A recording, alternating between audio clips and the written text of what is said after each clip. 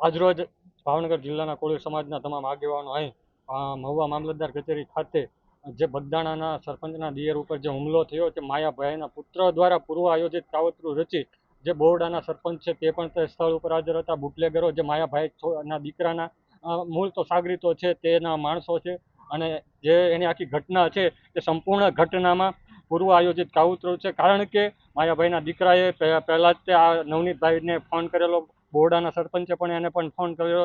માત્ર ને માત્ર જે ઘટના ઘટી હતી કે બોમ્બેના એક ટ્રસ્ટી છે તે બગદાણા ખાતે ટ્રસ્ટમાં મેનેજિંગ ડિરેક્ટર તરીકે છે કે કેમ તે પ્રશ્નને અનુસંધાને માયાભાઈએ માફી માંગી હતી.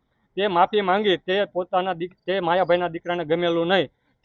તેને માત્ર ઈરાદો બનાવી પૂર્વ આયોજિત કાવતરું રચી આ સરપંચના દિયર પર હુમલો કરી તેમને ગંભીર ઇજાઓ પહોંચાડવામાં આવી છે. આ ગંભીર ઇજાઓને લઈને આ જે એફઆઈઆરમાં છે તે વિવિધ કલમોનો ઉમેરો થાય, યોગ્ય નામનો ઉમેરો થાય તે અનુસંધાને આજરોજ મામલતદાર કચેરી ખાતે અમે આવેદન આપ્યું છે. જો આવનારા 3 દિવસમાં આ યોગ્ય કાર્યવાહી નહીં થાય તો સમગ્ર જિલ્લામાં અને ગુજરાતમાં કોળી સમાજના તમામ લોકો પોલીસ સ્ટેશનના ઘેરાવો કરશે. તેમજ બગદાણા ટ્રસ્ટ ખાતે પણ અમે બહોળી સંખ્યામાં ભેગા થઈ અને આંદોલન કરીશું.